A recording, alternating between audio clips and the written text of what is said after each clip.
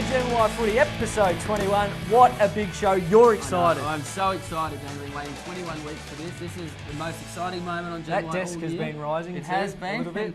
We've got to get through some footy stuff first. Oh, really? Because that's part of the deal on Gen Y Footy, and then we're going to get to the best guest we've ever had. We're not giving it away just yet? It might be in the title, just under the video clip, but, we'll get to him anyway. The Essendon saga has taken over this week. It's basically hijacked the whole season. But these are a couple of things, or a few things that were missed on the weekend. Some key moments, because no one cares about footy at the moment, but we do, because we're pure footy people. And the footy fans love it. So first thing you might have missed, Rory Laird won the Rising Star nomination for this week, which is exciting for him. He's also been on the show. Yes, Campbell Brown was given 3 weeks for this incident. What a joke, and it's just been given 4 weeks. That's crazy. Angus Monfils kicked 7 up at Skilled Stadium. Massive, massive effort for him. Sadly, the Doggies beat the Blues and recorded their 6th win for the season. Yes, Pies are back in a big way, beating the reigning premiers. Quick, speed it up. Ablett is a human being. He had 19 touches, finally, under 30. And finally, the Tigers officially playing finals in September. Then get to our guest. And Michael Voss won't coach beyond this year. Do you know who's coaching?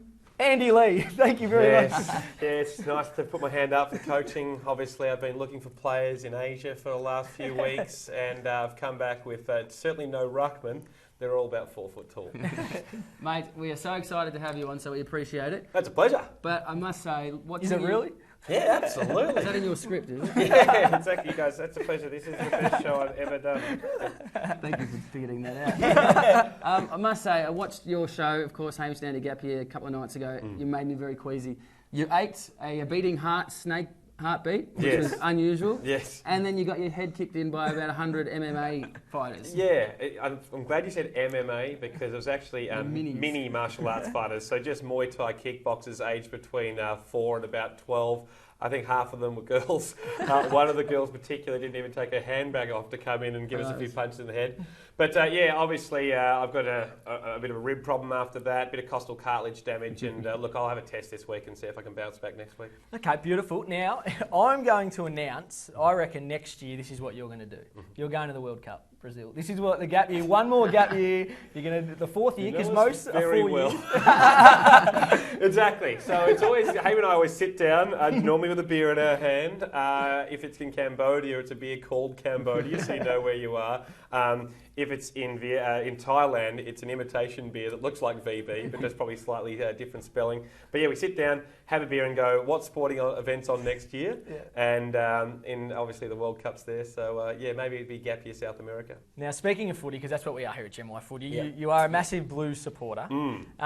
Mick and Rats. Did you feel sorry for Rats when he was gone? And would you be satisfied if your Stephen Kernahan sticks right now with where they're at? Be satisfied with Stephen Kernahan's voice. I mean, every day if I was him, I'd wake up, I'd look at myself in the mirror and go, yes, I've got it. It's the best thing in the world. It's obviously a tough one. I'm certainly not in the inner circle. I'm not even on the outer circle. I think I'm outside the box of circles. But I thought we played really well at the start of this season. I mean, tight losses and we weren't conceding as many goals, so you would think that we're on the right track. The last few weeks hasn't been quite that thing. But, there's a few stars that have popped up. Lockie Henderson, it's been great to see him start performing really well. I don't know where you go from there. Talk of a rebuild already. Yeah, I know. It's a rebuild. I think it's a small renovation, plug a few gaps, and then we should be right. Yeah. Now, you're a 6'3" lad or thereabouts. 194-ish. 195. Is that right? I don't know. Yeah, that's true. What's your footy background? Did you have any footy pedigree in your family name at all? I played for Victoria when I was 13. Really? Well, I'm lying. Yeah, I'm lying. Because my very first game ever was the EJ Whitten game. Yeah. Hadn't played a single game of football before that. Bit of a football family. My dad, my mum won't let us play because Dad took a hanger when he was playing for country rep and came down and shattered his wrist. And basically from then, he didn't even take the kick after it, walked straight off. I'm surprised you let you play EJ Whitten. Did a bit of a wuss. But yeah, my dad's cousin Kevin Hall played for Carlton, that's why he backed for Carlton. He won a premiership there. Beautiful. And of course your brother Tom playing for St Kilda is doing wonderful things at the moment. Exactly. I'm surprised because you don't look very similar, which is interesting. He's got the looks of the family. So I mean, we think it might have been a different father, but Mum's adamant that it certainly was our kid.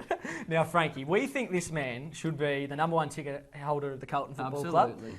You're not, which you No. should. But we do have a test here because Yeah. they leave it up to us, Yeah. and it is up to us. That's how we decide. Kick us off with our Blues quiz. This is to officially make you the ticket holder of Carlton. Yes, Cool, so I if get you that. get all the answers right, Yes. then you can unofficially become the number 1 Carlton ticket Oh, holder. so it's Yeah, not right. I even mean, I official. think the number 1 ticket holder at this stage is Jeffrey Edelson. You got more money than him. He's got me in the pay department, I think, and he might have me his year's service. I think, is he about, 180 or something? Yeah. But he looks around about 50, so he's doing very well for himself. So this is for you to become Okay. him. Okay. You can become him. Yes, do I get Bryn? All right, here we go. Now, who's played the most games for Carlton Footy Club? That's a pretty easy one to start off with. Who's played the most games? Yeah, who's the record holder? Who and how many games? Truth. I wouldn't know that. It'd be Craig Bradley? That's pretty good for someone who didn't know it. It's That's amazing. How many games are? I would say over 300. Yes. Yep. Probably 330-ish. What is it? 375. Yes. So yes, close so- enough, close yes. enough. Now, we've got a clip here. What happens next in this famous moment? A huge pack of players. Waiting down in front was Rice. His kick is a pull-off. Straight to Wallace. Yeah, I know this one. Fraser Brown tackle.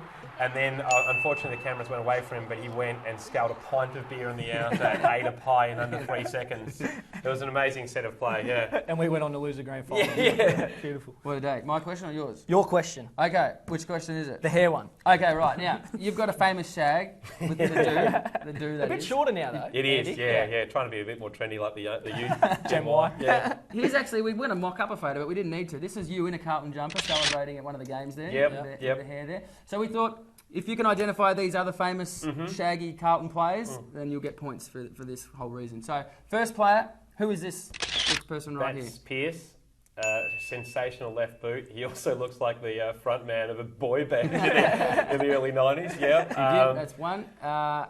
Easy done there, Ange Christou. Yeah. Brothers, he looked a lot like Stephen Salvani back in the day as well, so you could have had that shag in there. And, Yes. and the final one there Yep. is Tommy Alvin. One of the flowing shag. He put months into that one. And now this is the final question to unofficially make you the Carlton number 1 ticket holder. To officially, unofficially. Unofficially, it's a tongue twister. I like it. Because people always get this part of the song wrong. Okay. Okay. So we need to see if you know it. If you're a Okay. real Carlton man, you'll know it. All right. Sure. Ready? Yeah. Let's have a listen. We're the team that never lets you down.